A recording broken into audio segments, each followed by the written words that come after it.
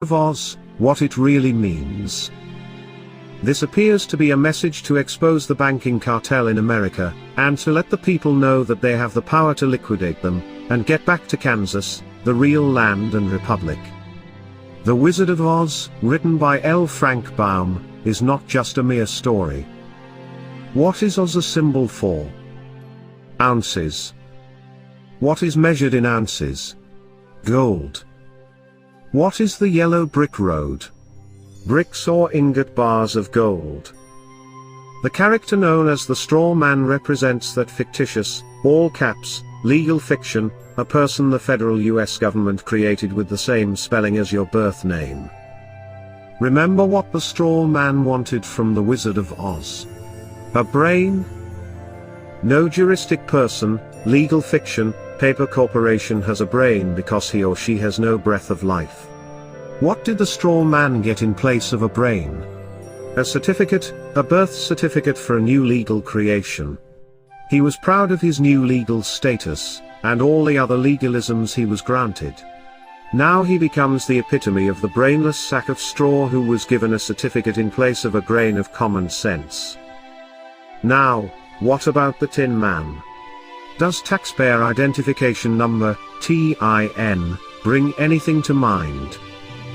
The poor Tin Man just stood there, mindlessly doing his work until his body, literally seized up and stopped functioning. He worked himself to death, because he had no heart or soul. He's the heartless and emotionless creature, robotically carrying out his daily task as though he were already dead. He's the ox pulling the plow and the mule toiling under the yoke. These days, his taskmasters just oil him nightly with beer, and place him in front of a hypnotic television, until his very existence no longer has any meaning or value. His masters keep him cold on the outside, and heartless on the inside, in order to control any emotion or feeling that might arise. The Cowardly Lion was always too frightened to stand up for himself. Of course, he was a bully and a big mouth when it came to picking on those smaller than him. Have you ever noticed how bullies are really the biggest cowards? They act as though they have great courage but, in reality, have none at all. They roar, but with no teeth of authority to back them up. When push came to shove, the Cowardly Lion always buckled, and whimpered when anyone of any size or stature challenged him. He wanted courage from the Grand Wizard, so he was awarded a medal of official recognition. Now, although remaining a coward, his official status allowed him to be a bully, but with officially recognized authority, and not at all unlike the attorneys, who hide behind the courts. What about the trip through the field of poppies? Did you notice how this had no narcotic effect on the Straw Man who had no brain, or the Tin Man with no heart or soul? They weren't real people, so drugs could not influence them. The Wizard of Oz was written at the turn of the century, so how could the author have known America was going to be drugged? The Crown has been playing the drug cartel game for centuries. Just look up the history of Hong Kong and the Opium Wars. The Crown already had valuable experience conquering all of China with drugs, so why not the rest of the world? What was the Emerald City? The Federal Reserve System.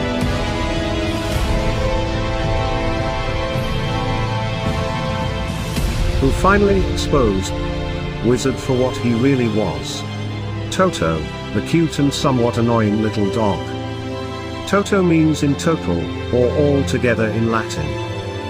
What was it that the witch wanted after she alleged that the little dog had bitten her? Toto. Or everything.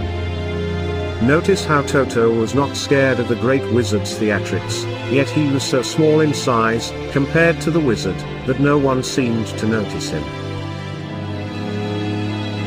The smoke, flames and holographic images of Oz were designed to frighten people into doing as the great wizard commanded. But Toto simply padded over, started barking until others paid attention to him and came to see what the barking was about. Who was behind the curtain? Just an ordinary person controlling the levers that created the illusion of the great wizard's power and authority. When Toto pulled back the curtain and completely exposed him, the charade was at an end. The veil hiding the corporate legal fiction and its false courts was removed. The wizard's game was up, and what was he after all? A conman, a fraud. We can see, in this tale, just how loud the bark from a little dog can be. Most of us remain silent and wait to be given whatever food and recognition, if any, by our legal masters. Let us not forget those flying monkeys. What perfect mythical creatures to represent the Bar Association attorneys, who attack and control the little people for the great crown wizard, the powerful and grand bankers of Oz. How, finally, was the evil witch destroyed? Pure, clean water? Liquidation. How did Dorothy finally get home? She simply clicked her heels. She always had the power, and so do we. What would it take to expose the wizard for what he is? We each need only a brain, a heart and soul, and courage. Then, and perhaps of the greatest importance, we need to learn how to work together. Only by working together, can we have the freedom that was given to us all, under the law of God.